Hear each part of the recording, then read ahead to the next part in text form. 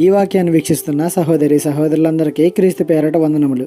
ఈరోజు వాక్యం ద్వారా దేవుడు మనతో చెప్తున్న మాట, సత్యమందు వారిని ప్రతిష్ఠ చేయము, నీ వాక్యమే సత్యము. యోహాను సువార్త 17:17. యేసయ్య తండ్రి అయిన దేవునికి మన గురించి చాలా విజ్ఞాపనలు చేస్తూ ప్రార్థించారు. అయితే ఆ ప్రార్థనలో చాలా చక్కటి వాక్యాలు ఉన్నాయి. వాటిలో ఒకటి సత్యమందు మనల్ని ప్రతిష్ఠించాలంట.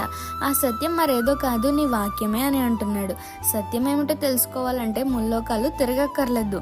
సత్యం ఏమిటో తెలుసుకోవాలంటే పాపులర్ క్రిస్టియన్, నాన్ క్రిస్టియన్ సిటీస్ని, చర్చెస్ని సందర్శించక్కర్లేదు. నీ చేతుల్లో ఉన్న బైబిల్ని మనసు పెట్టి చదువు. నీకు అర్థం కాకపోతే బైబిల్ నాలెడ్జ్ ఉన్న వాళ్ళని అడుగు. అప్పటికీ అర్థం కాకపోతే మోకాళ్ళు వేసి ప్రార్థన చేయి. దేవుడే నీకు అర్థమయ్యేలా జ్ఞానం ఇస్తాడు. ఏది సత్యమో గ్రహించగలిగే శక్తిని దేవుడే ఇస్తాడు. దేవుని వాక్యమే సత్యము. ఆ సత్యమే యేసుక్రీస్తు.